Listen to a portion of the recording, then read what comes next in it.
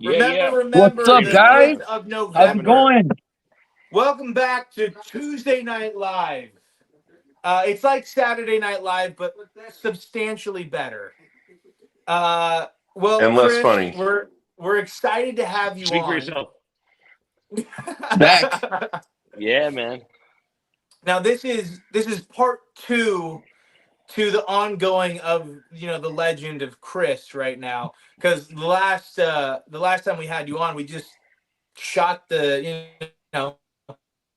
shot the breeze and had a fantastic time doing it, and we were just laughing at the end talking about how we didn't even talk about fishing in general, and who knows where this is going. You know what I mean? Those are the best. Those are the best conversations. We'll the see if ones we that even don't have talk about pretext. fish.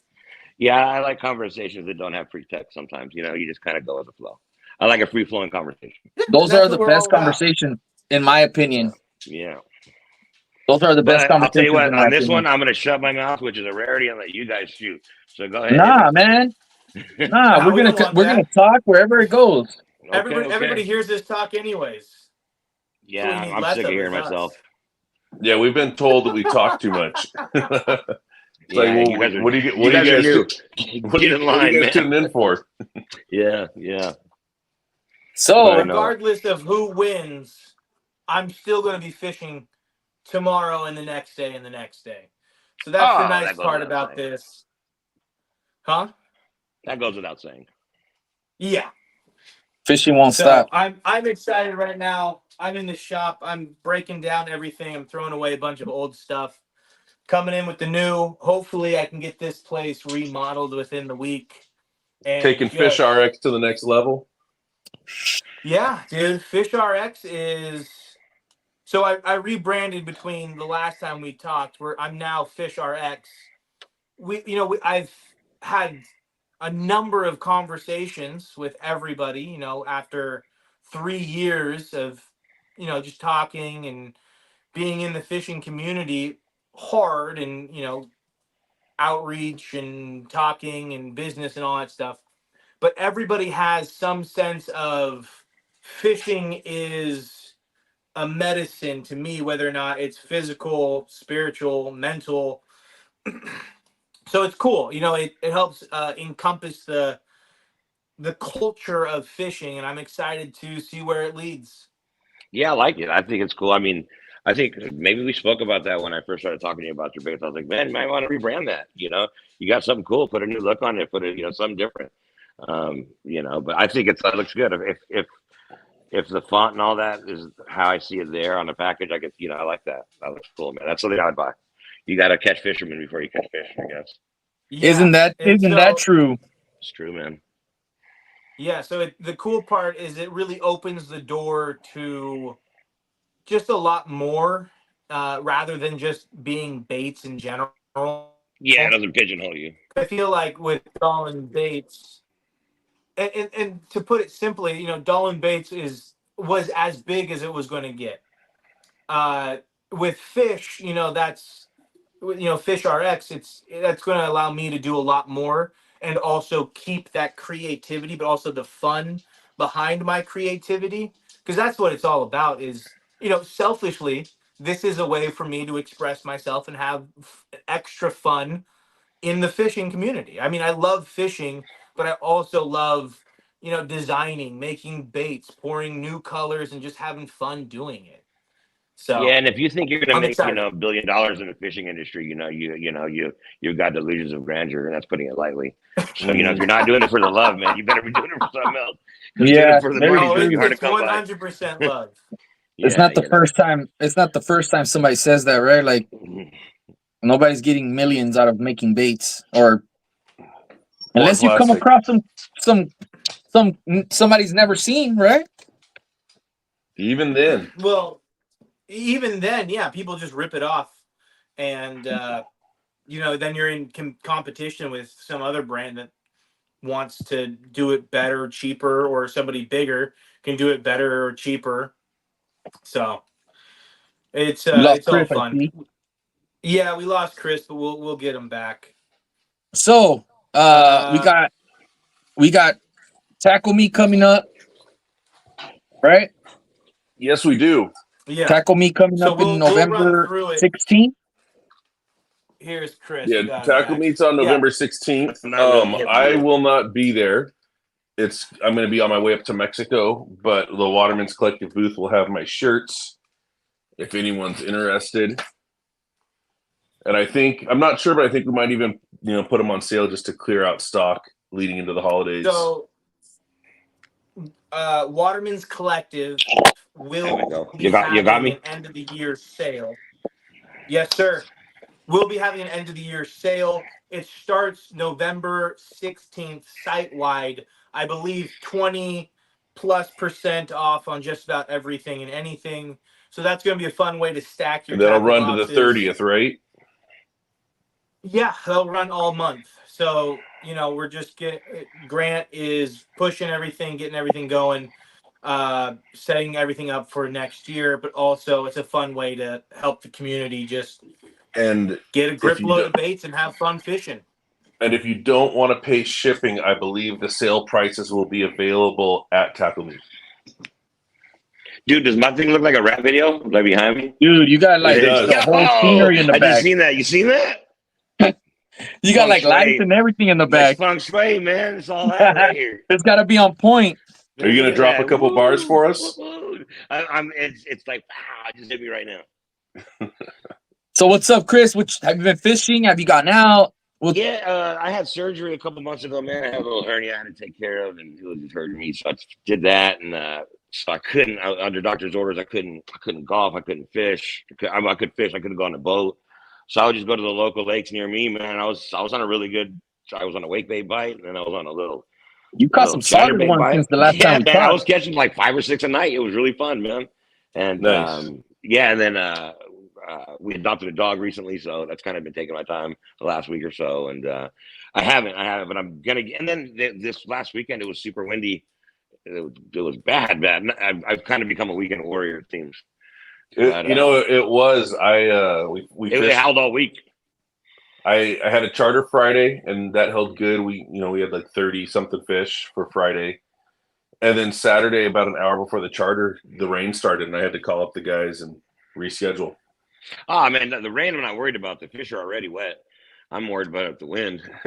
well, my thing is I don't want to show anyone a bad time. No, I'm just busting your chops. I'm done. Just I had to drop that fish already wet thing. It was a must. People that don't fish, they're like, man, do you go in the rain? It's raining. Do you go? I'm like, man, the fish are already wet. They don't care. Well, this is kind of my philosophy, right? Like, if you got a charter booked with me, and you're like, bro, this is the one time I can get out. Whatever. I got AFCO slicks. I'm ready to go. But if you're able to reschedule, let's go and have the best time possible. I'll tell you, man, a fun story.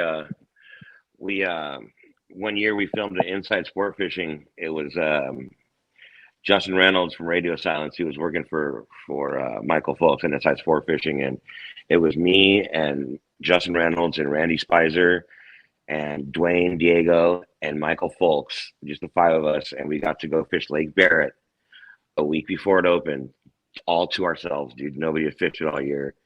And it was pouring rain, man. I can't tell you how rainy it was. And Michael had brought like some real chicken ass, like slicker kit, like a yellow bad one. And he was soaked to the bone, man. And if I'm not mistaken, I don't want to speak out of school, but you can tell stories out of school, but I think this is right after he was diagnosed with throat cancer. And so I knew he wasn't feeling too hot, and it was noontime, and we had roped him, man. We caught, it was pouring rain, and it was biting. We had 100 fish easy by noon, Each. It was dumb. Bass. It was. You can look it up online. It's on the Inside Sport Fishing. I think it's on Prime Video. In any case, God, it was all top water. It was so silly, and those fish fought so hard. And it was about noon. I owned the restaurant back then. I had made some cold cut sandwiches, and we're at the bank eating lunch. And Michael soaked to the bone. I'm like, yeah, you got enough footage? Let's get out of here. He looks at me and he's like, kid, are you crazy? That's the most insane topwater bite I've ever been on. Let's go do it again. 6 more hours, dude, till the sun went down, and we kicked the shit out of him. Pardon my French. I just had to. That was one of the coolest fishing trips of my life, man. And it was pouring rain, cats and dogs, man. And good on Michael, man. He was fishing a little Lobina popper. This might be a little bit before y'all's time. It's a little wooden popper, man, that you fish nice and slow on like 10-pound fluoro, you know? Mhm. Yeah, man. It's God, those are good times. Good times in the rain. Rainy fishing. Oh, So you rain think was you think the fish bite better in the rain? I don't know. You know, you never know if you don't go. I've caught them in the rain. I've caught them when it's not. I've caught them in the wind. You know, I was gonna say you I've know. caught them in the rain and I've been skunked in the rain. I'll tell you what. You know when they I bite? Hey, hold up. They bite when there's a tsunami warning. I swear to you. I promise you, man. I got a I don't know story for what it you. is. Yeah, I got a tsunami story. bass, man. They bite. I mean, do you Daniel, remember go. like 2 years ago when we had the tsunami warning? I'm talking like 20 years ago Dude, when it was like, you know, when we were first like noticing tsunamis on the news, you know, Japan and whatnot, and it was happening, you know, and it's becoming more mainstream. Yeah. I love my wife, but I took out my 14-foot aluminum, and she's like, "There's a tsunami warning. Like, why are you going out?" Because I'm like, "I'm buddy boating with people. It's gonna be great. I'm gonna be safe. Fantastic." I'm gonna be Oh, bro, safe. hey, listen, Yeah, if a tsunami's like, the coming, water's probably the ain't no safest boat place gonna to save you. be. Yeah, if a tsunami's coming, you're screwed either way, brother. No, we went out Yeah. for the one Daniel's talking about. We went short pounding. I went out with Nick from SoCal Fishing Squad, and the tide was super high, right? It was like a king tide, and we were in the back docks. Man, out of nowhere, we heard like rain sounds, right? Like it sounded like pouring rain, but it wasn't raining. There were so many like bait fish just Baitfish, busting, man. yeah. Like crazy though, Yeah. crazy. Something I've never seen in my life, man. I had it like that right before I had surgery. I was in Catalina. I went with my buddy Jimmy, and we were on the backside. And we pulled up to the island on the east end, and it was, I mean, right when we pulled up, there was bass cartwheeling out of the water like stripers. This was like 3-4 months ago. We didn't literally the most generic spot at Catalina East End pulled up. We roped, I don't know, 60, 70 fish in an hour. Plus, I got like a 7 on the A rig, and we pull off just to hear it, and you can hear it like you said. Yeah. I've seen it like that out fishing tuna, man, where it's tuna like that. I've been out, dude. I've been out there, and you see, like, this is 10, 15 years ago. We're out there flying the kite, and you see a wave coming the wrong way, like a swell that's going against the swell. And it's tuna, dude, making a wave. Just that a many line of fish them. that are making a swell. It the wildest thing. I've seen some wild stuff out there in that tuna world, like where there's so many you could smell them. Like, you know you're going to get big, because especially that bluefin stuff, man, it stinks. When it's up biting, man, you could smell it in the air. It's weird. I don't know if it's the bait or the tuna themselves. I don't know what it is. It just smells fishy. You know, speaking of that pitter patter of the bait, you know, it gets like that. I call it Nat Geo. Yeah. It gets out there like that. Straight Nat Geo, man. Yeah, that's some crazy stuff. I mean, I went out one time and I didn't catch one, but it's nice to see all those, like, you know, and the foamers in the far end, Yeah. and then they chase them down. But I think it's different when you chase them down with a personal boat, right? Than like when you're on a cattle boat. I've never caught one on a cattle boat. There you go. Ever in my life. I mean, the biggest boat I've caught one of those fish on was 24 feet. You know, Yeah, we on were catching on the cattle boat, you can't run and gun the same way. No, Yeah. I'm just talking about even kite fishing too. It's slow. It's a slow deal, you know. But yeah. I don't even know. I mean, I've caught big yellowfin on, like, you know, 10, 12 packs down in Mex. You know, that's a little bit different, like a smaller cattle boat.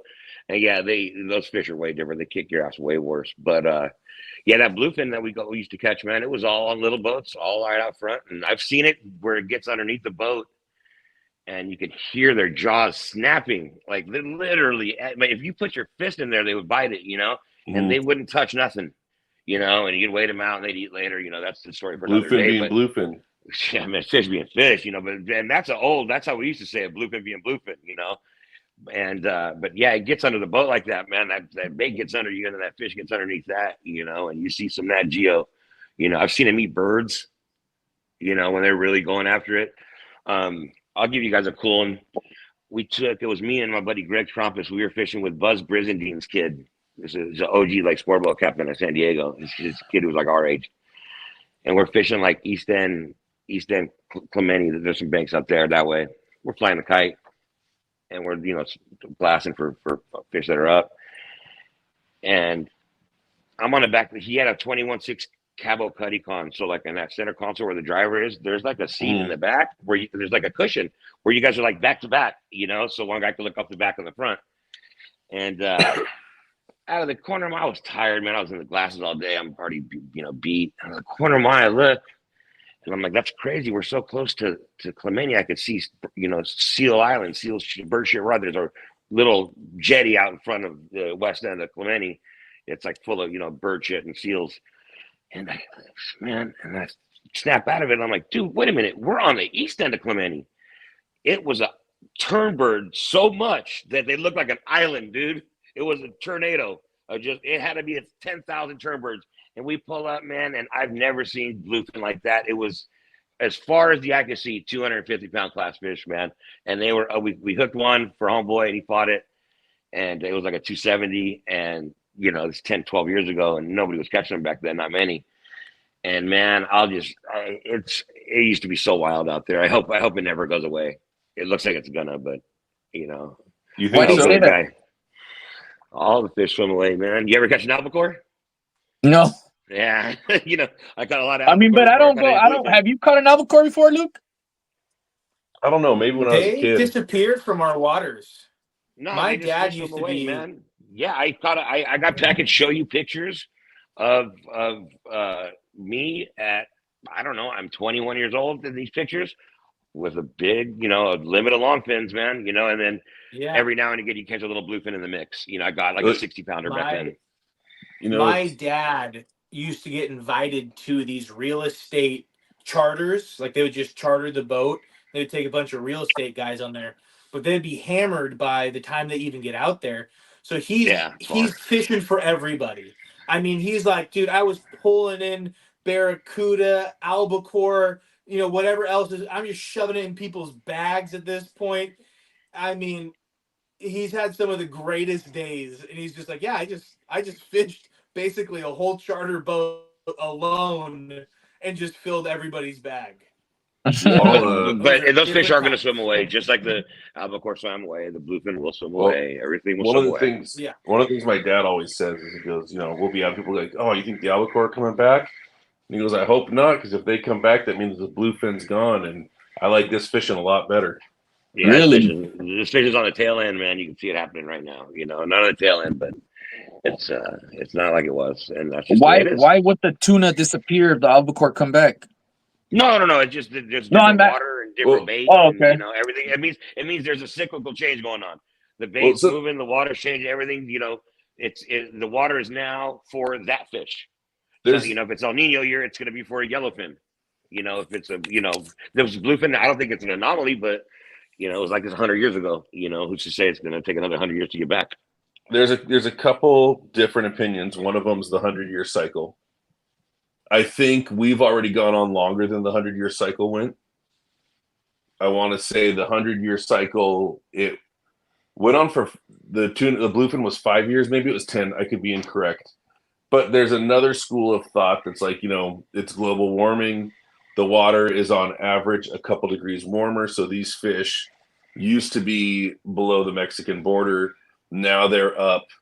Now that's moved to where they're up near Santa Monica. That Mexican border is now up near Santa Monica, and the albacore are subsequently further north. I've also heard the theory that the tuna pins out of San Diego have changed their breeding ground because they're breeding at the tuna pin. So it's one of those things that we're only time's going to tell if it's a 100-year cycle and they leave, or if 20 years from now they're still here. Like you can't really, you don't know what's going to happen. The bait also is a big factor. Plays a big factor what bait's in the water. Yeah, because they're what the bait eats. And what the bait eats too, you know. Well, that's where the water temperature thing is. It's not because the tuna like the water temperature; it's because the bait they're eating like this water temperature. I think we talked about that last time I was on here. You know, like you got to think like the bait in order to master the owl. One must think like the mouse. You know what I'm saying? Mm-hmm. Well, and you that's know that's good. I like that. C's. Yeah, man. Well, and that's kind of what we've been talking about the last couple months at the break wall. You know, like there's that mentality of like, dude, a calico can eat a 7-inch bait. It's like, yeah, they can, but right now they're on 4-inch bait, and they're not looking twice at my 7. Yeah. They're I mean, I've caught one. I've caught him at Clemente I caught one on a jig on a surface iron, and it had a fucking lobster. Sorry, it had a lobster in its mouth. And I'm thinking, what a pig! You're gonna eat a surface iron when you just ate a lobster, you know? Yeah. So there's no telling, man. These fish, I don't know. I'm gonna catch them while they're still swimming around. I'll now Yeah. quote Bill Stenbridge again.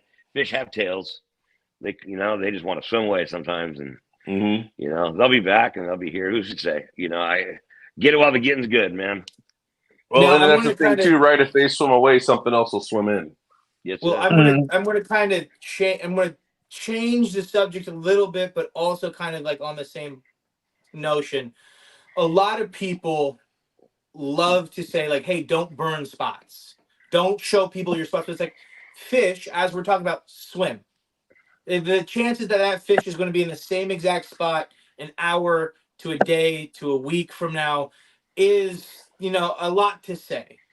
So Yeah, it's that's slim and none, but it's more so about the spot. It's like, because I don't know. I really, I don't subscribe to that, but some people put a lot of time in to find their own little spots, and it's more about people burning and going to the spot. Like in the graffiti world, like it's not because people will necessarily see it. It's because it's easy to access, and it provides what you need. If it's going to provide a place to fish and it's easily accessible, they're going to go, as opposed to that they're only going because that fish is there. You know what I mean? Well, they're just going because there are fish there.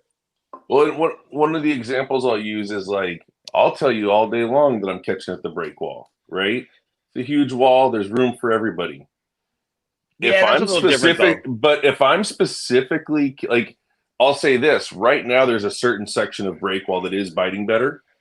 I'm not going to discuss that because I don't want everyone to also be on that section. And I'm going to use an example of something that's kind of dried up. For quite a while, we had, I think, a 6-month shore bite just on the outside of the sheriff's dock, which has dried up. It's not a bite anymore. That's why I'm talking about it. But you don't want to tell people you're fishing right outside of the sheriff's dock because more than 2 people can't fish there. So if you show up and there's already 2 people there, you've just burned your own playground. So that's kind of where I am with spot burning. The break wall, though, it's like this. Last time I fished, I think me and a couple guys from Save on Tackle, they all threw in $20 and said, let's have a little tournament. I haven't fished that wall in ages. I went to the tip, on the outside, and I just started fishing till the bend. I didn't fish. I don't have any spots or whatever, right? Dude, I had first, second, and third place just fishing. And you can tell me exactly where you are at the wall. There's no way that you can tell me that you're going to fish one spot at the wall all night.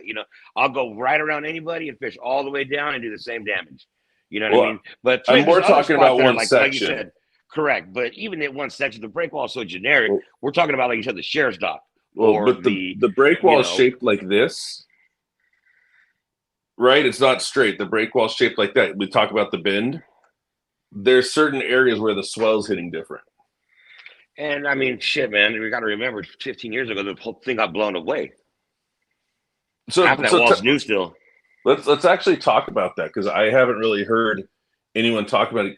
So how much of it got blown away? To what extent? Bro, there was parts of it you could drive a boat right through. Really? Absolutely, man. Like, yeah, that's why people can't man, I've been fishing that wall for a long time, and I know there's dudes that have been fishing that wall 3 times longer than me, and that wall has been busted down a few times, and twice since I've seen it, it's been blown out. Like Huntington Harbor doesn't even look like the way it used to look. I fished it last weekend, 2 weekends. I went fishing. I went and fished I was BSing. I went with my buddy Jimmy. We launched at a day at a Long Beach, and we went and fished Dog Beach, and it was really good fishing. Fish, booty spins, axe blades, A-rigs, crankbait fishing. Caught all 3 species. Super fun fishing. The Huntington Beach Jetty and Sunset Jetty don't even look the same. I didn't even remember what they looked like because they were completely rebuilt. So I'm talking about a time where I seen that break wall, man, that last giant south swell that we had that blew holes through it. And I mean, it blew holes through it, dude. You could see it there. There's a few rocks there still. There's these giant boulders sitting right on top of the break wall. Have you seen them out there? Those are from that. It was literally picking up 20-ton boulders and putting them on top of the break wall, dude. What's crazy is the last big storm we had knocked over one of the stairs. And I remember me and Charlie looking at it after the storm and going dude, could you believe that thing moved? Well, those stairs are new. Those stairs are new. Well, to think about, we're tripping out on it moving the stairs. Yeah, And and you Mhm. got theirs are to from see it in the aftermath with boulders moved and holes in Boulders the being wall. moved. That's crazy. Yeah. Well, I'm not even talking about holes in the wall, dude. I'm talking about full on gaps. You could drive a boat through. You could drive Yeah. 3 boats through. You know what I mean? Like, and then they did this thing where they had this dredger out. They built a whole new wall, dude. They had this whole Navy corps of engineers out, and they had these giant buoy lines that stretched out way almost to the middle of the harbor, dude, with like super gnarly metal. You know, it was gnarly. You couldn't even drive through them. And, you know, this is 10, 15 years ago, and they rebuilt that wall, dude. The Army Corps of Engineers, I think it's called, they own the break wall. Yeah. And they had to rebuild it. And yeah, man, when I mean blown through, there were no less than 3 or 4 sections that were 4 or 5 boat lengths wide on a completely high tide. No, I mean, full speed right through them, dude. Like there was a hole in the break wall. It was the trippiest thing. I'd never seen anything like it. And man, Yep. it was biting after that. Did you guys go through the hole? What you said it was biting after that? Man, we Dude, were having the break nights wall bites after a storm. No, I'm talking. It redid the whole building of the wall. It was a whole new fishery to us, you know, because it knocked all the kelp. It turned into this zero kelp riprap heaven, dude. You know, and we got it at like the most insane time. Prime. The prime. We were doing no shit, dude. Till like by 8:30, we had one of those baseball clickers, 172 bass, like Jesus. clowning, dude. And it's like 8:30 p.m. and they're eating rib bait. This is before the A-rig too, dude. You know, like, dude, we were catching them on the surface iron. Brian was catching them on the 190, dude, jerk bait at the break wall at night. You know what I mean? It was just dumb, dude. I've never seen anything like it.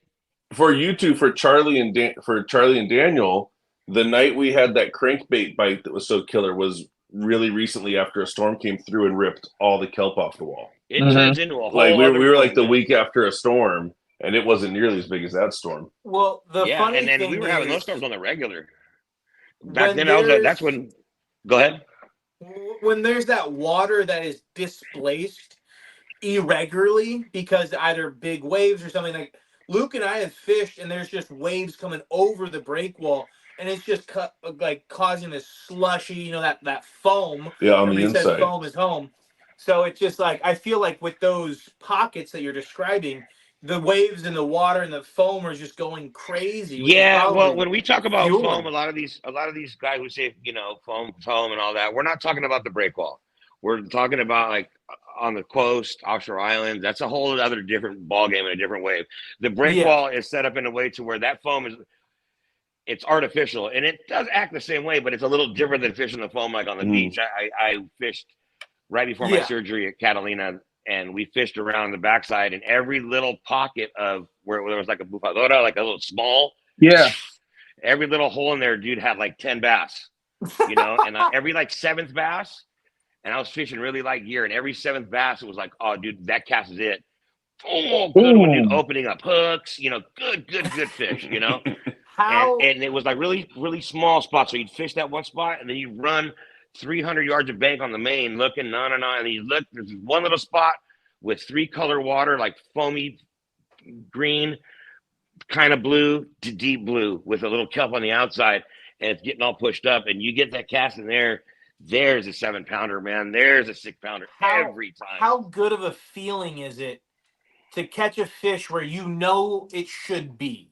Dude, like, not only that, when you call the size of the fish, like, I'm good at that. Like, we caught 13 fish off this little stretch, dude. If I make this perfect cast with this lure, I was fishing this is sacrilege. I was fishing an MC slug, a smaller one, the 6-inch, right before I met you guys.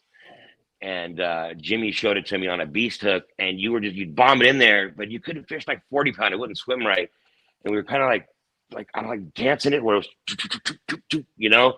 And the minute it got to where it needed to be, and I can't explain to you guys what it looks like, but it would be hard to, you got to know what I'm talking about. It's on the leading edge, and it's right where the kelp's laid down, and it's right on the edge of it. And you're watching a 7 come out, dude, and where you could stick his ass, and he still ruins you. That's cool. You know what I mean? Where you know I'm about to get my butt kicked right now, dude. And he gets in there and kicks your butt, pushes your gear to the limit, and you lose. And that's cool. To me, that's cool. Dude. I've lost some big ones. So I'm I know what That's a kind of your 4-pound thing. bass feels He like. loses big ones. I do. I know what a 4-pound bite feels like. I've caught 4-pounders. I've caught almost 5-pounders. But there's some bites where instead of you like setting the hook and the fish kind of moving with the set, you set that hook and your rod just goes, and you go, I call that the oh, void too. goodness Like gracious. I call it the void. Like on a big bite, always for me at least. When I'm like, let's say I'm fishing a big swim bait with a lead head, I'm winding like this, and all of a sudden, boom, like everything goes. Like There's stop. like a void. I Yeah. call it the void. Yeah. And you lean up on it. And I've been on boats, Gosh. dude, and I've been on boats where there's a lot of 10 and 11 pound fish caught. You know right away when your homeboy's on a giant, because that rod, like you said, it goes, you're like, well, That's a good hold one. on, everybody, That's get a the trolling good motor. one. Who's got a net? You know what I mean? Yeah. Dude, Yeah, you know right away. When I caught my big one, I was calling it. I was like, guys, I think I got a black sea bass. Grab the net. Yeah. Yeah, man. No, On all my big the ones I way knew. And, the way the rod starts bending and dancing, it's a big one, man. I call it the way the rod loads. Like Mhm. every fish it goes dome, and but then it loads up, and when it, like, depending on what kind of rods you use, when I was fishing like the more custom rods, I'd have them down wrapped so they'd have less guides. So when I'm bent and like the fourth guide from the handle, like, oh god, and I used to fish, I still do, a pretty specific rod, like a 7'10", medium heavy, more towards the heavy, but Yeah. slow. So that like more action, not like I used to fish like rods that were like, I would call it 7, where it was like the first 3 guides, like a jig rod, Yeah. and then you got your crankbait rods, right? That are like, they bend, because you want to penetrate that treble hook. So the whole rod, it's, Yeah, that parabolic it's okay. aspect. I make noises. That's how I fish. In my mind, it's a noise. This is a thump, where the crankbait rod's like, kind of loads. That's right? kind of how mine are built. Right. So I'm somewhere right in the middle with all my my applications, and I prefer to. If to get really technical and specific, it's about how many hooks are in the application you're fishing. Determine what kind of rod reel, speed of reel, and action of rod that I use. Doesn't necessarily have to do much with line size. That is more about lure action.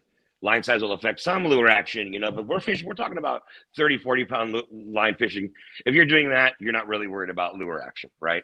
Yeah. But so much more so is rod action. Single hook applications require more of a because that it's the fulcrum is one tie against the line tie to a single hook, and you need penetration, for lack of a better term.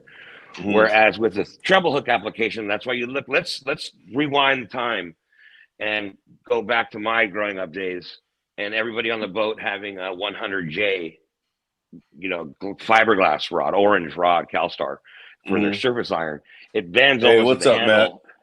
And it bends hard and slow, and that way those 3 hooks can penetrate, as opposed to you setting the hook, you wind the fish on. And I'm from the school of, when I'm calico bit, I'm always winding fish on. Always just wind under the boat, wind under the boat, wind under the boat. Freshwater, it's more of, sticking the fish. So you don't do shallower. any set on a calico. It's so You're all hard not wind. to Very, very, very rarely. Unless like, there's sometimes, man, where those dumb fish will eat it at the boat. You can tell your homeboy, watch this. Boom! And you stick them, and then you watch their head shake like that. You know what I mean? That's cool. But for the most part, no, I'm winding them on. And I'm going to let out a little secret here. If you know, you know. If you don't, rewind. We fish a little stinger hook somehow, some way. It's called the stinger, the tickler. Oh, yeah. You don't lose fish. My favorite part is that when you knowing what you your do the treble on the top? fishing. Yeah, We don't or do a a treble, single. but something like that. something like that. Something like that. On the bottom, on I the mean, top, like, on the side. So you're talking about that medium heavy to kind of that heavy aspect, and I have a couple of rods in that spectrum right there. My favorite part is like when you know what your buddy is fishing on the boat, you see him crank down, pull up, and then you see that that heavy rod just go ooh, and you already taco. know because you go, oh my There's goodness. there's a cool feeling when you fully feel the backbone of the rod. Oh, Like Yeah. most fish don't get you all the way into the backbone. mhm. When you fully get the backbone, it's like, oh, okay. You And I mean, got Just like that, dude. you got Just those like that. long butts, and you got to use your armpit to kind of that leverage. well, Dude. you know, those long butts. See, Oh, that's all bad rod building, man. And I'm gonna tell you something. I mean, I used to be really geeky with rods. Like that rod, but depending on what lure you're throwing, should be really no longer than what your elbow is to your wrist. Mm-hmm. In my case, it's about a 14 1/4 inch reel seat You're for talking the about the butt. butt? Like the butt? The handle, the butt of your rod should Yeah. be. This is where your reel should be for most applications. A service iron a little longer, you know, flip and stick a little shorter, Yeah. etc. But as a generalization, that's what it should be. But another thing a lot of people don't talk about is they're not wrapping rods on the spline. And I don't know if you guys are familiar with that. You got to roll a rod on its tip and its butt to find the spline of the rod where it's supposed to be, Well, and then you wrap it on that. And that's when you can, man. That's what we talk about. You feel that rod load up and do what it's supposed to do. That's where you feel it, man. You know, me and Daniel fish Waterman's, and he does a really good job. He spines everything. spline He with an L. splines Spline. everything, Spline? Spline. and not only that, he measures it for us, does the whole deal. Yeah, that's the only way, you know. And the reason, Yeah, like, people don't understand I'm a good 17 right there. right, and people don't understand like about down wrapping and why that is a thing. And you know, if you look at a down wrapped rod when you come taut on the line and the rod's loaded, if you on any of those rods behind you, pull your line out, your line will be touching the blank of that rod from almost from reel to tip. On a down wrap rod, that line never touches the rod blank ever. It's only through the guides. It's a perfected little spider web through, and then that tip is facing down like a spinning rod. So you're getting very little resistance. Well, as least resistance as possible. Not to mention, you're using about on average 3 to 4 less guides. So that rod is now even lighter. You know, I have this K2 rod from Phoenix that Jimmy wrapped for me that, man, it weighs literally ounces. It is, you could feel the fish breathe on it. I mean, God forbid you touch that. No, really, I'm not even joking, dude. I'm fishing like, you know, 1/8 ounce chatterbaits at the lakes with like little 4 pound and 6 pound. And those bites come so small and you can really feel them breathing on it, dude. So, you know, there's an aspect to that, man, you know, that I used to be really, really, really nerdy when it came to that, really specific about my rods, my guides, how I like them, how, you know, links and all that stuff, you know, and it plays. That's the beauty of, you know, this sport, is because you can get as nerdy as you want down to the line, down to the bait that you're using, as we've talked about today. And oh my gosh, is it so much fun. You know, a lot of these guys nowadays are just like, oh yeah, I'm going out there with a broom, 40, 50 pound test, and we're just going to wail on these fish. But man, when you break it down like that, it's so much fun to talk about, listen to, and to be a part of. Because now it's like, we're working with Waterman's Collective, Grant, great rod builder. That was the first time anyone's like, "Hey, measure your elbow for me, That's real cool. quick. I'm Yeah. making you a rod." And you know, that's that. I gotta spiraled shout me. out. I gotta shout out Market Performance Tackle. He was making rods like that. We used to call them poodle tails, like split grip rod. We're talking in the 90s, dude, doing down rapid stuff, like really, really innovative, cool stuff that people were not doing back then. That were, in fact, we were kind of being made fun of for our rods. And yeah, now you think dude, you laugh, but we didn't have skiffs back then. You got on a half day boat with this bass rod that you got wrapped. You know, you look like a kook. You know what I'm saying? Yeah, absolutely. And I'm going to tell you, man, it was not well received. You know, and now of course everybody plays. You know, times have changed. But if anyone, I'm going to tell anyone's going to make fun of you, it's going to be a deckhand for sure. Well, the worst part is when you're homies with a deckhand and they're making fun of you. But back then, me and the deckhands, we were coming with those rods. We were still fishing largemouth. We were kind of already crossover fishermen. We were already doing what people are doing now back then. And there was just no social media anywhere to share it. We would just stoke on each other. You know what I mean? And so I got to give it to Mark. Like, all the measuring and all that, man. He was doing that way before anybody was doing any of that, man. And real JDM Japanese style bass fishing, you know, on some next level stuff, man. And I got to give all praise to Mark, man, for teaching me how to be an amazing fisherman in my own mind. You know, like he breaks fishing down on a whole other level, and the way that he builds those rods it's definitely it's a nod to his take on fishing. Well, and Mark- if, Mark's if, you about- can, if you can get big him shout out to going, he's Mark got at a lot of Performance. knowledge. Well, you guys- I used to live there. Man, You know, if you pretty guys have much. never been to Performance Tackle, make sure you guys make your way down there. You know, they answer all your questions. They got everything you need. You know, It so says on the logo. I'm gonna- It says Performance Tackle Tournament Bass Fishing. You know, that's Whatever what you want. need.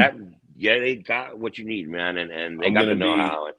be fishing with Mark in Mexico in about 10 days. Oh That's man, you're what I gonna love was it. gonna- He's that's what I stoked was to be gonna fishing with, lead man. into He's a with- stoke. He's a stoke hound. He might play like he's laying in the back and in the office all the time, man. You get him on the water, he gets stoked, man. You're gonna have fun. You know what I'm gonna say? He told me, he goes, bring all your rods by the shop. So I brought them all by, and he's like, that one's gonna work. That one's not gonna work. Like went through my gear, was like, this is what's gonna work, this is what's not gonna work. You need to change the line on this one. Like fully made sure I was ready to go. He'll dial you in completely, and he knows the man. And if you think that you know anything more than he does, I'm gonna just tell you right now: put your pride in your pocket and zip the lip and listen to everything that man says. Because anytime I've ever tried to go against anything he's told me, I've always been on the S end of that stick. You know. If anyone's listening to this and wants to check out a video he did with us, you can go to our how-tos. And he shows how to rig up tournament crankbaits and modify them. Crankbaits. Really cool Things video. like that, dude. Things like that. You know what I mean? I'll give you a quick. We got time. We had a tournament once, and he says, "So how'd you guys do?" I'm like, "Oh, we got sixth." And he's like, "Okay, cool. Well, how'd you do?" And I'm like, "I don't know. We got 18 pounds." And he's like, "Well, how'd you do?" I'm like, "Man, what are you talking about, man?" He's like, "Did you lose any big fish?" And I'm like, "Yeah, I lost 2 big bites." He goes, "Then you lost, dude." oh, You can't control the size of your bite, but you sure can control landing the fish. mhm. You know, so why don't you practice landing the fish so when that time comes, you're prepared. And, you know, you have the right hooks, the right this, right, you know, the right rod, the right, you know. I used to get grief for my fishing partner for, instead of going pre-fishing at the location that we're going to have the tournament, I'd go to San Clemente Island because Mark would tell me, what better place to practice fishing than a place where fishing's the best? Mhm. You're practicing your technique over and over. And it's like going to the driving range. You know what I mean? But it's like how the billfish guys will go down to Guatemala. Because that's where you're going to hook them. Yeah, that way they can test everything. You wail on them and you make sure everything's, you know, sano and good. And then you go, you know, perform. You know what I'm saying? You know, this kind of circles back to a conversation that me and Daniel had in the past where he goes, "Oh, I can get one more fish off this line before I need to retie." And I said, if you're even thinking about retying, famous last words. If you've even thought about retying, that is when it's time to retie, because you need to make sure you get the most of the opportunity. And you know, like not only that, but man, I can't. They say that's your sixth sense, your gut Mhm. instinct. That's your sixth sense. They say. I can't tell you how many times, and there's so many parallels in life. But just recently, I went golfing for the first time since my surgery. And I had this one shot, and the ball was, I had a bad lie. If you know, guys don't golf, there was a little bit of grass behind the ball. I could have picked the ball up and moved it, and I should have. But it's on my backswing. I kind of clipped the grass, and I was like, God, what? Just step back. Of course you don't. Of course you swing, and you duff the ball. Of course you don't retie. Of course you hook the one. Of course he breaks you off. Mhm. You know, that's life. Mhm. You know, if you hey kid, the you want a good good story about point. life? If you need to retie, retie. Yeah. So Well, it's like I'm now prioritizing retying. When I go, I can get all right. Snip, Oh, I'm snip, guilty, snip, hey, bro. right? Hey, guilty as Shove it. charged. I said Guilty as charged. there were 2 aspects to that, and that the other was, if you're using mono, you need to retie even more often because it's even less abrasion resistant. You know, yes and no. If you need to retie, man. If you know what I mean, I don't care. Yeah.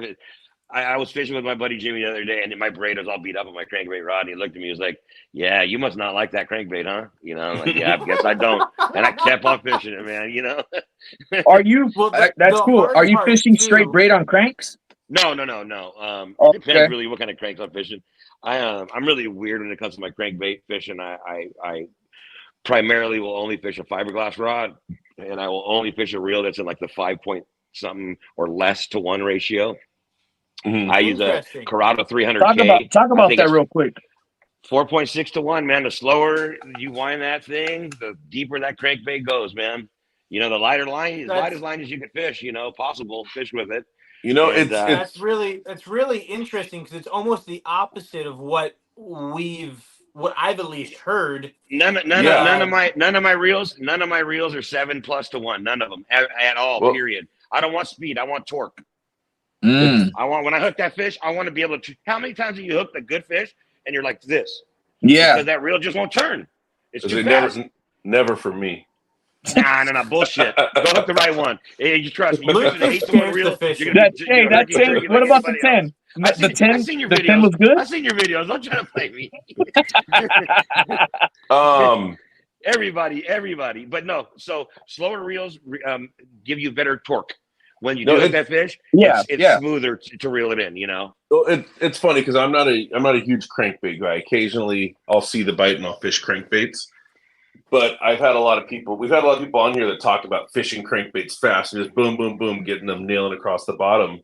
And I've told these guys, I'm like, man, it's funny because I always do better on crankbaits when it's really slow. I don't know what I'm doing wrong, but I can't seem to catch them fast on crankbaits. So it's cool to hear you talk about going slower the better, man. Slower the better, in my opinion. You know, everybody screws differently. You know, not slower the better, just deliberate. You make the right cast at the right angle with the right line and the right rod, with the right speed reel and the right size line, and that bait is tuned. You know, you got to make sure it's not all tweaked over to the side. You know, everything's running right. Some people throw these giant hooks on some of them, and they wonder why they don't swim right. You know, because it's you know, it's like a pistol. You know, it gets mag heavy, some of them, right? You know, it just doesn't balance right. Or a rod, if it's wrapped the wrong way, it's too tip heavy or butt heavy, you know. That was one of the things Mark talked to us about, was putting a heavier hook on the front and a lighter on the back so it blows out. On some lures, you know, right. You know, everything has a time and a place, but definitely slow reels, long fiberglass rod, 8-foot crankbait rod. And my crankbait rod's fat. It's like a jig stick. You know, at its handle because it's all fiberglass, empty glass. Yeah. So I want to break down the, you know, fixing your crankbaits to swim straight, because I love making hard baits. I've made a bunch of crankbaits, and of course with human error and my inexperience, they never really swim straight until, you know, I fix them. So what I learned to do is, you know, you take the line tie and you move it from side to side. Yeah, or turn it this way. Yeah. It's called tuning a bait. Yeah. Fix that. So I just wanted to touch upon it real quick. So anyone who is fishing crankbaits, they, you know, if your crankbait's going right, you know, tune that line tie to the left or, you know, to the right, and that will help balance it out and get it a little bit straighter. Not so much this way, more this way. So like, let's say this is the line tie, right? Your line's going this way. Don't tune it this way. Turn it this way. Left to right, not up and down. And right now they're so mass marketed and so mass made that a majority of them are going to swim good out of the box. You know, absolutely. After you catch so many fish and you're tweaking on them to get them off, and you know, your dikes, and you know, they get tweaked out, and that's why I put a clip on mine, a little snap, and I take off the ring. And you know, I like to fish older baits. Sometimes I have these like old wooden Rapala Risto Raps. They're older crankbaits that they don't make anymore. Stuff like that, you know. So yeah. Do you ever tune your surface irons? What's that? Do you ever tune your surface irons? No. I think I'm pretty good at. I've been picking them off the rack for a long time. I could pick a good one. I got a handful that I could just die. I could go to the grave with the 15 that I have. Gotcha. I got 15 good ones. A couple of them, I had them rigged for tuna and cut off the treble hook and put the single hook like this. One's like this, one's up and one's down. One's close to the ring and one's long, like a assist hook, but jumbo 4X. For in the kelp and stuff like that, or fishing big tuna so they can get loose and squirrely without, you know. I never thought about throwing an assist hook on there. That's pretty cool. Oh no, it's cool, man. The really, really heavy ones, you just clip that. That just like on a flat fall. Same deal, but it's just like the Remember what I talked about earlier about swim baits? I'll say no more. I'll let you figure out the rest. Yeah. Okay. You know what I'm talking about. You put two and two together, it'll all make sense. It's already there. Okay. You know what I'm saying? You don't lose fish. There you go. They can do So all that. You can leave it in the rod holder. What size line are you putting for your crankbaits? Oh, it depends, man, which one I'm fishing, you know.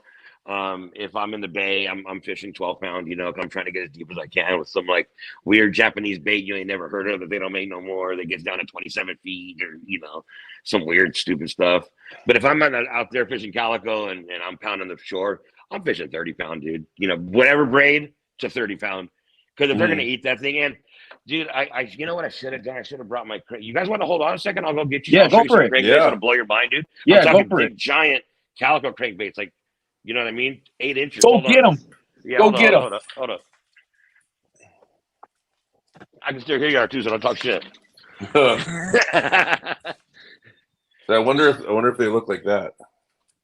If you didn't get them from Poland, then they don't look like that. Well, where He else would said you get Poland. them? Where else would you That's get the only them? place to get them is Poland. All right, here they go. I just happen to have them sitting right there. Yeah, Like these are some. super deep divers or what? No, bro, super giant. Like ones you ain't never seen them this big. And You super deep know, divers. Hold up. Check I'm these out. so Okay, excited. here's a super deep diver. Dude, that's You're sick. It's using bigger that than my for hand. spotties? No, for calico. No, for calico. It's I'm giant, just joking. Dude, that's a big Yeah, one. I here's a just big had old crankbait. Woo! Dude, those are. Oh yeah, I'm fishing massive ones, dude. Look at this one, massive ones. There's no reason not to. Polish Why whistle? not? Polish Somebody said whistle, Polish dog. whistle? Who said Polish whistle? Joe. Oh, Joe's on here. What's up, Joe? Yeah, Joe said Polish whistle, dog. Who said Polish whistle? What's up, Joe? Yeah. Polish whistle, dog. You know nothing about that. You know what's That's funny so talking cool. about the big baits. When we first met, I was painting some baits for you, and I sent some pictures of blanks, and you said, "Yeah, grab that magic swimmer." And I thought, man, that magic swimmer looks pretty goofy. Are you sure they're going to bite it? And you go, "Oh, they'll bite it." Dude. And me and Charlie hammered him on that thing. Oh, they'll buy it, dude. Yeah, Dude. Dude, the bigger the better. They make a giant one, like a 14-inch one. dude, I got the giant one in my Cabria box right now. Oh, you gonna bought have so much one? fun on that thing. Yeah, I'll go grab that in a second, but I got to repaint this one right now because I lost mine, so I had to make a new one. I'm about to paint a few lures on my own pretty soon, man. I'm gonna put out a little series of lures on my own, made by me, kind of catered to our fishery. Nice. Real small batch for the homies. You know what I mean? I'm not gonna try to break anybody's bank. When are you planning to do that? There you go. That's the one right there with the right that's the hooks one that's too. going down to Mexico with me. You painted that? Put more rings on there. Put 2 rings. I was actually thinking about that after what Mark said. Put 2 rings Yeah, on I each one. painted that one, give it a little red and yellow. Yeah, it ain't gonna have that when you get back. That's all right. I can paint it again. Yeah, you don't want it to. But yeah, I got the the owner 56. Cheap 56, yeah. Yeah, so I'm gonna double up the rings. Double up the rings on that. That wouldn't hurt, man. Well, that was Mark was saying about the crankbait, putting a double ring in the back so that when the fish twists, the hook doesn't come out, right? Yeah. I'm experimenting with some hooks right now. Yeah. I'm experimenting with some hooks right now that have instead of their treble hooks and instead of a welded, little eyelet, it's got 200-pound braid. Oh, yeah. I've seen those. That's been I've seen that. That's been a little bit more popular in the freshwater scene as well. Yeah, I just put some on. I just put some. Yeah, I just put some on. Some lures here. I'll try them out this weekend probably. It's funny. I always say like I don't fish. I'm low key like always doing something, dude. You know what I mean? Like at the park, you're playing with rods, or real. You know what I mean? I know. All of a sudden, you pop out with some big freshwater bass. Hey man, you got a surgery, dog. The doctor said you can't go on a boat. I have a problem. I got feet. I got feet, man. They didn't get surgery on my feet. No, yeah, It's pretty cool. Crankbait fishing is pretty cool, man. Yeah, I like it a lot, man. I geek out on it, man, and I got really into it like 10 years ago. It was bad. It was so bad. Once you get really dialed and you figure out like whatever suits you, but it seems to me as if once everybody, whoever's like really into crankbait fishing, once they kind of grasp their idea of what the fishing should be, what rod fits them, what reel they're comfortable fishing with speed wise, you know, all that. Once they get their ideal setup, it opens up a whole other can of worms, man. It's like, oh, I'm such a nerd, man. I'm such a slut for crankbait fishing. It's so bad, dude. It works so good, and it's so fun, dude. Like I have this video I'll send you guys at Santa Barbara Island where, my God, man, it was 15 minutes of every single cast with a 6XD on the rip wrap. You get 2 turns and oh God, wind down on them, dude, and all nice 4 or 5 pounders, man. Just what a fun way to fish. Well, all right, one crankbait for the rest of your life. Which one would it be? What's that? We had 2 questions there. What was that? What did you say, Luke? I said Nick Errant got us fishing the crankbait at night, and it was a blast. Oh man, once you really figure it out, man, you know, once you it sucks the soul out of you. And the money out of your pocket. The soul out of you. And the money out of your pocket, man. I don't want to fish anything else but crankbait. You need new rings and new hooks and new this I must say, it's something fun about fishing fast. Getting hit. Yeah, there's nothing like it, man. I mean, I love dredging, you know, and I like feeling that, like what you say in the beginning when you feel that, like, void. What is it, the void? The void, right? Yeah. When it stops wobbling, it's just like fast fishing is very fun, man. You know, the irony of that is it's fast fishing, but it's actually really slow. You got to be slow. The best fisherman told me, man, if you think you're winding slow for the crankbait, you need to wind slower. And a lot of guys fish totally different. But you know, from my experience, the slower I wind, the more fish I catch.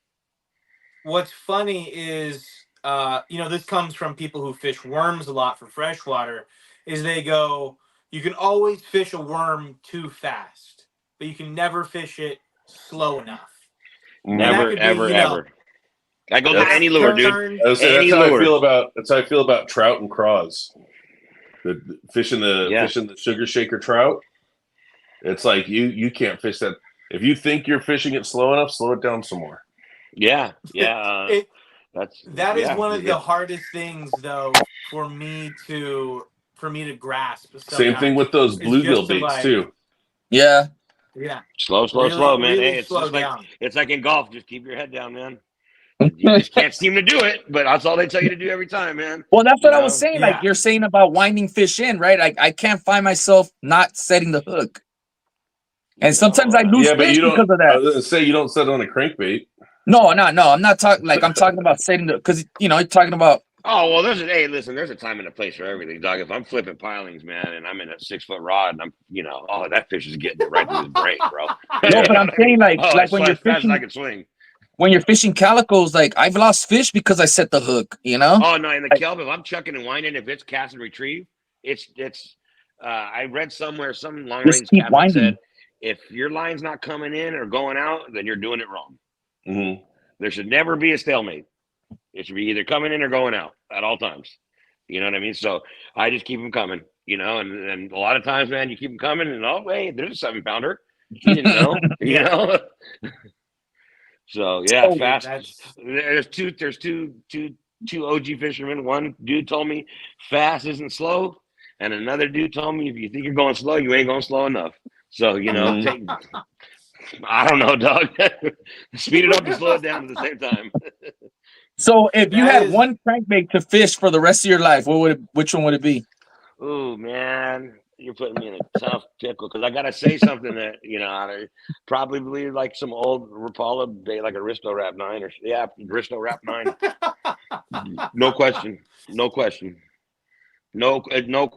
I like how it went from like it's a tough spot to no question. That's the one. That's the only one. Who cares, That's man? The only one. There's no secrets, man. No, but it's really fun to make crankbaits, though. once they're dialed in, Yeah. oh man, that really is what set my obsession You mean making them from off. wood? Yeah, I Daniel made makes them out of poplar. Yeah. That's You a know, nightmare. painted them, clear coated them, bill and everything. Well, that's the That was a lot when of you fun. ask me what bait I use, that Risto Rap is a wood lure. And there's no rattles, there's no metal, it's a wood lure with a plastic bill, dude. And that's the best crankbait I have.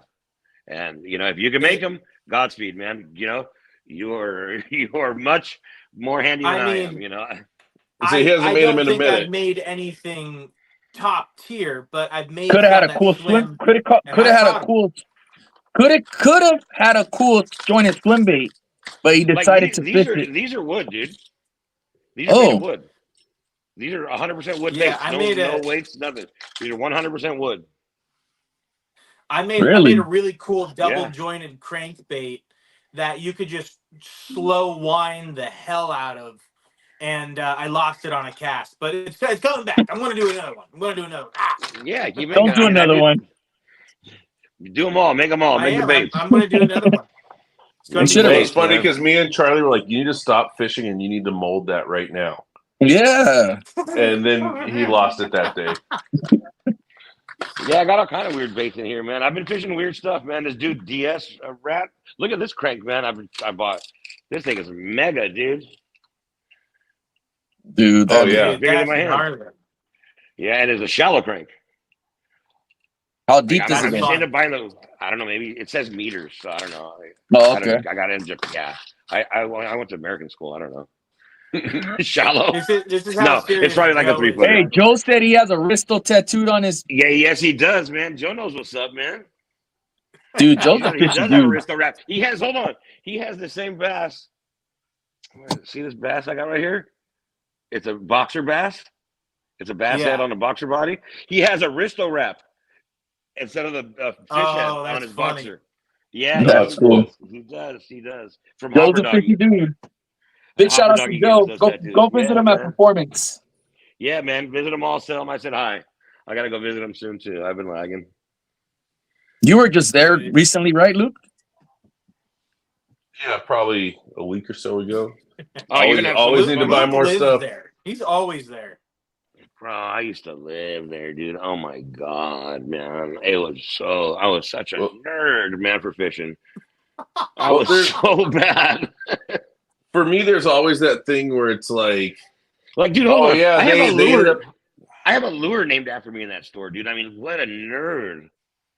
What a nerd. Which one? Seas Candy. Seas Candy. Oh, Yeah. Come on, Charlie.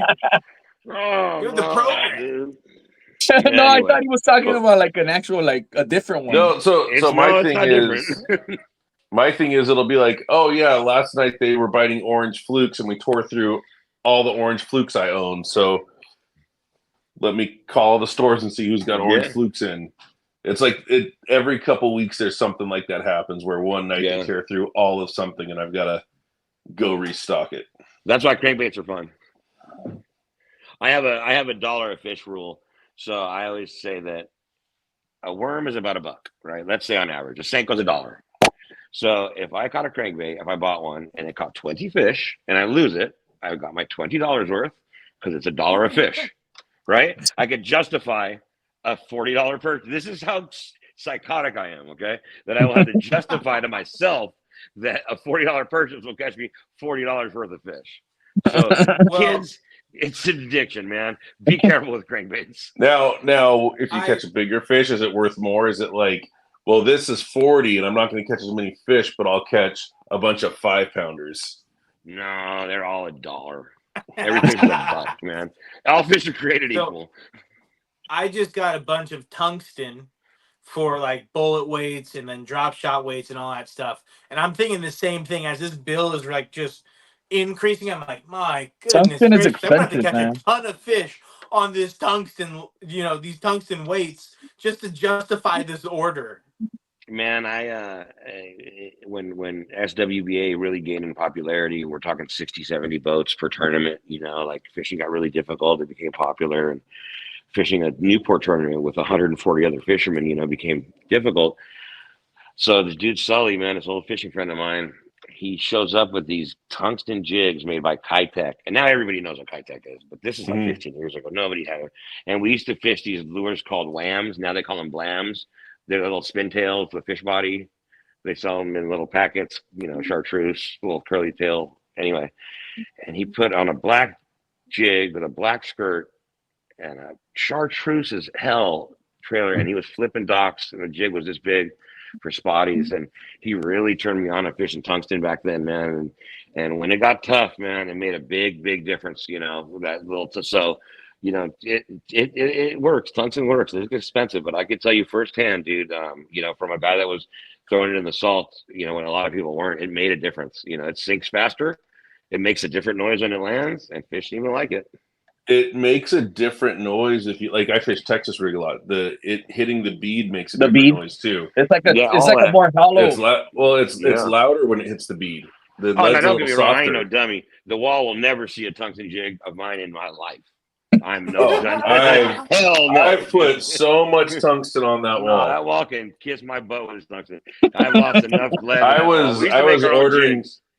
I was ordering the tungsten from overseas in big batches, so it was like, all right, I've got it down to like, I think I had it down to $4 per sinker, which Wow, I think that's in the wild, stores man. at the time it was like 15 a sinker. I caught that giant bass at the wall, the biggest one ever, on a jig that we made. Brian used to work for a GMC, so he'd get the lead from the tire weights. We'd melt the lead, skim it, get the purest lead out, and smelt our own jigs with our own hooks and skirt them and paint them ourselves. And I caught my giant fish on a jig that I poured myself from tire lead, dude. So Nice. tungsten and all that, that's fine. But I'm gonna, You're you know, that what, my Daniel biggest tire fish lead. came from a backyard tire lead. Okay, yeah, with a dual Where are you mold gonna get and a tire musket lead hook. though? He worked at GMC. You know those little tire weights? We had buckets of them, dog. Buckets of them. Yeah, So we you would can just go That's to what they smell used to any use to. mechanic shop That's right what they now and used to grab use when they would like balance your tires, huh? No, They you would know those put little the, things? Yeah, they rotate yeah, your that's tires. We had buckets of them. So we would melt those down and you skim it with a piece of wood. You skim off the impurities of the lead. And then we use that lead and pour it into do-it molds and make our own jigs, swim bait heads, all that stuff. Long before the inception of war and all that stuff, we were making our own just number 9 shad heads and poison heads for fishing jigs. Me and Charlie were just pouring some lead a couple weeks ago. Little Dallin bait plug. Daniel, or not Dallin bait anymore. Fish RX. Daniel's got custom size weighted belly hooks that you can't buy. Yeah, that's cool too. no, I just So up to 2 I ounce. just put in a huge order to Owner as well. I'm gonna hopefully when they're restocked have 4s through 12s. The 4s are a little bit more harbor applicable, so those will be kind of stocked in your dude, a half ounce, quarter, 3/8, a and half ounce. ounce 4-aught beast hook is money. Yeah, we would do that we would just add, you know, back in our day. Man, Yeah, those there rubber was a weights. time, listen, kiddos, there was a time when there was no such thing as a beast hook, homie, okay? It was an 11-aught Mustad Eagle, and it had this weird torpedo shape. It was like a 12-aught, 11-aught offset EWG worm hook, dude, with the weight. Yeah. Stop it with you guys are lucky, dude, that you had I'm not going to lie. I have a picture somewhere. It's a 35 millimeter picture of me with a bass at Palos Verde with Mike it was called a full body bait back then. It wasn't weedless because they didn't have an owner hook. It was a 6-inch bait with this giant 10-aught hook. And I have a weedless fish from PV when, man, nobody was making weedless baits back then. I wish I could find the photograph, but yeah. If owner hook, man, you lucky SOBs. We didn't have none of that stuff. You know who me and Luke ran into at the Ventura County Sports Fishing Show? You know Pancho from Big Pancho, the homie. Yeah, that's the old school homie, man. Yeah, we met him at he stopped by the booth. He was like Pancho, swim bait Pancho, like Theo Pancho. Yes. No shit. Yeah, dude, he stopped by the booth. He's like, man, he was talking about making swim baits back in the days, you know, and well, Mike Lane and them used to we talked to him for a while. Yeah, man. Pancho's a G, man. I love hearing those stories because it was such an innovative time. I mean, you're absolutely right. We are lucky because we've had all this innovation kind of given to us to where we can now create other things with it. And it was But fun. dude, It was fast track to you guys, man. The speed of to like, because we were going to Fred Hall, and there was these dude Greg Persini. They used to fish these Mondo swim baits. They kind of look like the Z-Man diesel shads. They're the exact thing. That's where Z-Man got the mold from. And he would sell you these clear baits that he would pour with a pack of markers, dude. And you go home and color your own swim baits. Yeah, man. So now you can go pick whatever swim bait you want. Yeah, man. It's times have definitely changed. And you guys got fast track. You guys got all this cool gear right away. Like Trokar came out with a hook with 2 barbs on it. It's because the homies, Killer Whale, these dudes had a jeweler homie that would pack a double barb on their hooks for them. And Trokar stole that idea, dog. Oh, really? Like, I'm talking stuff like that, bro. These dudes were making our own specific tackle, trailer hooks, assist hooks, all this and that. We were innovating our own fishery, and then all these kind of big companies took it and fast tracked it to everybody, to y'all. It's weird, man. Yeah, they were tacking their own double barbed hooks. Those talk about fish not being able to get off, dude. Yeah, real innovation. That's real tackle innovation right there. Real thinking outside of the box from 2 average tournament fishermen that wanted to land more fish. That's the kind of stuff I'm into. And dude, I love having these conversations because it's like, especially with tournament guys, because tournament guys are next level. And what you're saying is they want that extra bite and they don't want those fish to come off. Controlling the fish after you get the bite and correct. You can't control the size of your bite. Your bite's gonna be your bite. It's so funny because it's like we've had these conversations where like, yeah, dude, like there was this one dude putting like hooks on a plank of wood, and they would just come down to the SBA and just be like, here, try this, and you're like, oh, this is so gonna work, and then they absolutely kill it with like a 30-pound bag. Yeah, dude, man. I love stories like that. Our first tournament we ever fished in, we would fish float tubes primarily in Long Beach, and this dude Warren Fujinaka, man, he was like, he knew this tattooer I knew, Ben Grillo, who's a badass tattooer, and it gets the roots are deep. Anyway, he's like, dude, there's these guys that have this tournament, and they're doing this tournament in Long Beach. It's at the breakwall, and me and Brian look at each other like, dog, we fish the breakwall every week. Let's get in it. We got this new little 15-foot aluminum boat with a live well. Let's do it. So we go fishing. We had 25 pounds. That's nothing to us back then. We were doing 25 pounds every night. Dude, we ran away with the tournament. The next bag was like 16 pounds. And they're like, who are these kooks? Just showing up, running it. And man, we ain't never won a tournament since. That was the last tournament we ever won. The first and last, bro. So don't think shit is sweet. You cruise up like, oh, I got this. And you win your first tournament. They just knock you right back down. But yeah, that's funny, man. We were there in the infancy of that thing, man.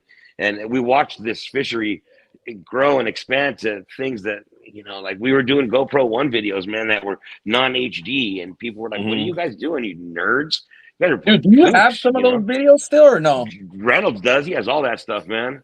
And that would be original cool, Radio Silence version 1, GoPro 1, you know what I mean? No HD, with like Final Cut Pro, making rad videos that look just like skate videos, That's sick. Cool stuff. Yeah, go on his YouTube, Radio Silence Fishing. I'm sure there's all that stuff's there, man. You're gonna see. Yeah. You want to see, and you look at it, videos. Says, uploaded 17 years ago. Yeah, kid. 17 years ago we were doing this, homie. You know what I mean? Like, we did that, man. I forget more than people will ever know. I tell them all the time. That's cool. Dude. Well, oh my gosh, I'm excited. I'm gonna go fish a crankbait. I'm gonna go fishing with y'all tomorrow night. I'm gonna hit the wife up, see what the word is. So yeah, I'm already rigged and ready. I've been, dude. I was surgeryed out. I was sitting there rigging rods for fake fishing trips in my head the last 6 weeks. This week I'm gonna go to Catalina, break everything down, and re-rig everything like I was going on the Catalina run. Yeah. So that's I'm a nerd cool. like that. Yeah, man. Let me see. All right, guys. Well, that's about the end of the show tonight.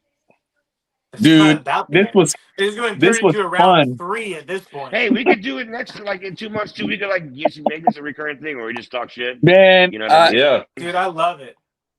Oh no! Perfect. He couldn't wait to get off. Ending anyway. So, thank you. He couldn't wait to jump off.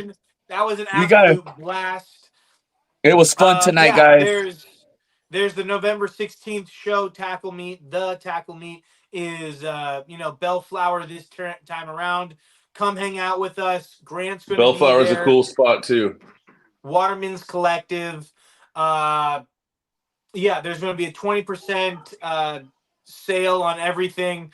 We're going to get seats back just for the end of it. I told the wife, Yeah. I go, don't call me between 6 and 7, but it's 7:14, and she's gonna bust my balls about it. Okay. I was Well, already that's it. getting the message too. I didn't know you guys were going out over 7 o'clock. Hey, but for real, does this look hip hop or what? Look at It this. I looks- love it. It looks legit. I love All right, and that's the show. I love y'all, man. Till next Yeah, time. love you guys. All right, guys. You have a Hey, guys. fantastic night. Thanks for Stay popping fit. in. All you guys that hopped on and stayed on. Love you guys. man, And love we y'all. know we love fishing and we keep doing this because we love it. Hey, what And it's fuels what it all, fuels it. Charlie? Huh? What fuels it all? Our love for fishing. Love you guys. Cease. Thanks for Love coming y'all, on. man. I'll see you Peace guys out. next week. Bye, Yeah. guys. See you guys. Backstage.